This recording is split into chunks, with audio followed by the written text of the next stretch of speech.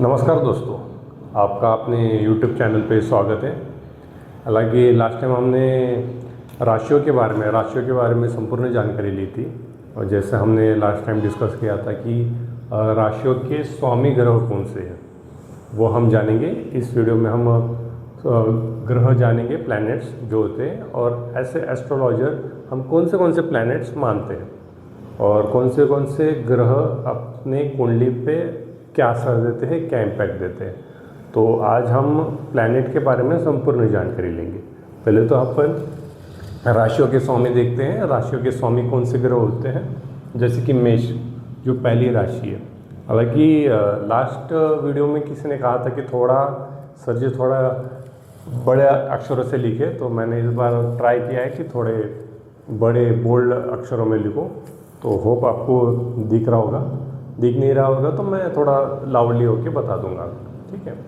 तो मैंने जैसे बताया आपको, राशि जो मेष राशि होती है उसका स्वामी होता है मंगल, ठीक है, मंगल होता है।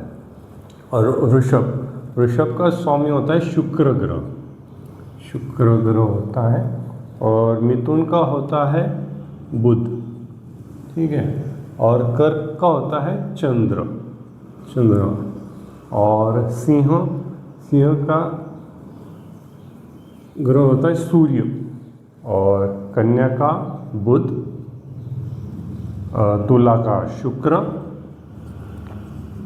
ठीक है। और वृश्चिक का मंगल, ठीक है, धनु का गुरु। और मकर का शनि, कुंभ का भी शनि, और मीन का गुरु, ठीक है। तो आप देख सकते हैं मंगल 2 ग्रह का स्वामी है, शुक्र 2 ग्रह का स्वामी है, बुध 2 ग्रह का स्वामी है, गुरु 2 ग्रह का स्वामी है, शनि 2 ग्रह का स्वामी है, और चंद्र 1 और सूर्य 1 ग्रह का स्वामी है, ठीक है। तो आगे हम डिस्कस करेंगे कि कौन से प्लैनेट अपन कंसीडर करते हैं एस्ट्रोलॉजी में अपने बर्थ चार्ट। दोस्तों, ये जो 9 ग्रह है ये इम्पोर्टेंट है हमारे ज्योतिष के लिए, ऐसे एस्ट्रोलॉजर। तो ये 9 ग्रहों का काफ़ी महत्वपूर्ण भूमिका रहेंगी हमारे कुंडली पे, हमारे जीवों पे, ठीक है। हालांकि यूरेनस प्लूटो भी ग्रह है पर वो काफ़ी दूर है हमसे, तो वो उसका इम्पैक्ट हमारे जीवों पे नहीं गिरता है, पृथ्वी पे नहीं गिरता है। इसलिए ये 9 ग्रह ही है जो काफ़ी इम्पैक्ट डालते हैं हमारे पे। जैसे सूर्य है, चंद्र, मंगल, बुध, गुरु, शुक्र, शनि, राहु, केतु, ठीक है। और हालांकि जो सूर्य है, सूर्य हमारे ग्रहों में राजा माना जाता है। हालांकि आप सब जानते हैं कि जीवन, हमारे पृथ्वी पे जीवन है वो सूर्य की वजह से है। तो सूर्य का काफ़ी महत्वपूर्ण रोल रहता है हमारे जीवन में। तो सूर्य का काफ़ी महत्वपूर्ण रोल है वो, और वो आत्मा का कारक है, ठीक है। इसके बाद सूर्य के बाद आता है चंद्र जो मन का कारक है। ये हमारे 2 नंबर के स्थान पे है चंद्र, क्योंकि उसका काफ़ी महत्व है। देखिए, पृथ्वी पे जब 27 दिन लेता है चंद्र, ठीक है। और चंद्र का आप सभी जानते हैं कि कितना महत्वपूर्ण है। जैसे राशि के लिए हुआ या मुहूर्त निकालने के लिए होगा, तिथि, वार, नक्षत्र, उसके लिए चंद्रमा का काफ़ी बड़ा रोल रहता है।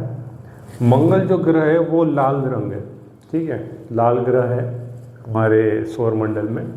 तो ये मेहनत का भी प्रतीक है, ये मेहनत कराता है, ठीक है। और इसके बाद आता है बुध ग्रह काफ़ी छोटा है राउंड शेप में, ठीक है। पर ये व्यापार के लिए, जैसे हम कॉमर्स के लिए देखते हैं या सीए के लिए देखते हैं या बुद्धि के लिए देखते हैं, बुद्धि के लिए ये काफ़ी महत्वपूर्ण ग्रह है। तो बुद्धि होगा, व्यापार होगा, किसी का देखना होगा, किसी जातक का देखना होगा, तो बुध कैसा है वो देखते हैं आप, ठीक है। और इन सब में गुरु काफ़ी महत्वपूर्ण ग्रह है, क्योंकि ये नॉलेज देता है हमें, नॉलेज के लिए, ज्ञान, ठीक है। तो ज्ञान, और गुरु काफ़ी बड़ा ग्रह है शेप में भी, ठीक है। और ये संतुष्टि देता है, ज्ञान देता है, नॉलेज देता है, धैर्य देता है, ठीक है। ऐसा कंसल्टेंट रोल जो होगा किसी का, तो हम गुरु से देखते हैं, ठीक है। इसका हम आगे डिस्कस कर लेंगे इस बारे में। और शुक्र ऐश्वर्य देता है, ठीक है, ये ऐश्वर्य का कारक है। और शुक्र सौरमंडल में रात में चंद्र के बाद शुक्र भी चमकता है, ठीक है। और शुक्र अगर हम देखेंगे, लग्जरी देखेंगे किसी की, तो हम शुक्र को देखेंगे, शुक्र कैसा है। हालांकि ये हम थोड़ा एडवांस पे डिस्कस करेंगे, इसको हम कैसे देखेंगे ये आगे डिस्कस करेंगे। और ये शनि है, शनि मेहनत है, शनि भी मेहनत है, शनि काम है, ठीक है। तो शनि का भी काफ़ी बड़ा रोल होता है हमारे कुंडली में, ठीक है।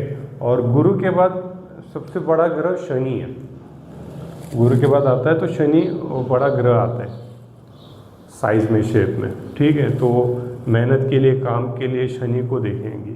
और ये जो राहु है, एक शैडो ग्रह है। हालांकि जब राहु की महादशा दशा आती है तो लोग काफ़ी कन्फ्यूजन में रहते हैं, तो वो भी हम आगे डिस्कस करेंगे एडवांस पार्ट में, ठीक है। ये शैडो ग्रह है, पर ये भी काफ़ी महत्वपूर्ण है। और केतु भी एक शैडो ग्रह है। हालांकि इन दोनों को किसी राशि का स्वामी नहीं दिया है, हालांकि हमने थोड़ी देर पहले ही देखा था, राशियों के स्वामी देखे थे। राशियों के स्वामी में राहु केतु का कोई वर्णन हमने किया नहीं था, इसलिए नहीं किया था क्योंकि राहु केतु को कोई स्वामित्व प्राप्त नहीं है किसी भी राशि में। दोस्तों, ठीक, आज हम अभी डिस्कस करेंगे दृष्टियाँ, ग्रहों की दृष्टियाँ होती हैं। हालांकि आप नोट कीजिए कि हम अभी वैदिक के द्वारा जैसे दृष्टियाँ होती है ग्रहों की, वो डिस्कस करेंगे। और जैसे BNN में और लाल किताब में दृष्टियाँ अलग होती है, तो उसका वीडियो हम अलग से बनाएंगे। फिलहाल हम एज़ पर वैदिक एस्ट्रोलॉजी ग्रहों की दृष्टियाँ कैसे होती है वो देखते हैं, ठीक है। जैसे सूर्य होगा तो वो सातवीं दृष्टि से देखता है। मान लीजिए सूर्य यहाँ पे है, तो वो सातवीं दृष्टि से 7th हाउस को देखेगा, ठीक है। मान लीजिए 3rd हाउस में, तो वो सातवीं दृष्टि से 9th हाउस को देखेगा। ये जैसे ये अपने हाउसेस है, तो मान लीजिए 4th हाउस में, तो सीधी दृष्टि से 10th हाउस को देखेगा। सूर्य की होती है सातवीं दृष्टि, और चंद्रमा की भी सातवीं दृष्टि होती है। मतलब चंद्रमा आप कहाँ पे भी रख लीजिए, वो सातवीं दृष्टि से 7वें हाउस को देखेगा। मतलब चंद्रमा मान लीजिए 6th हाउस में, तो सातवीं दृष्टि उसकी 12th हाउस हुई। जैसे 1 2 3 4 5 6 7, ठीक है। मैं आपको पहले ही क्लियर कर देता हूँ कि जैसे भी हम काउंट करेंगे हाउसेस को वैदिक एस्ट्रोलॉजी में, तो इस हाउस को पकड़ेंगे जहाँ पे ग्रह है।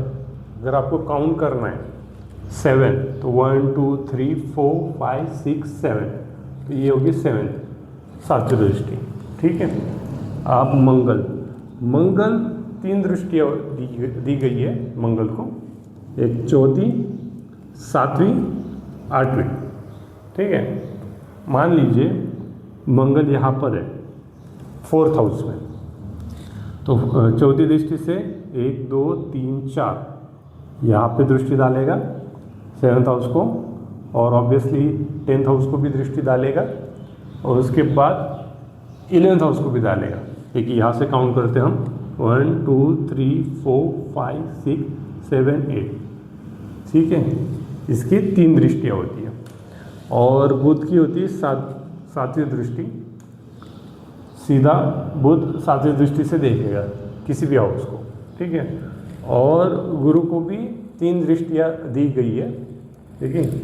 जैसे 5th 7 और 9, 5वीं दृष्टि 7वीं दृष्टि 9वीं दृष्टि। मान लीजिए गुरु सेकेंड हाउस में, ठीक है।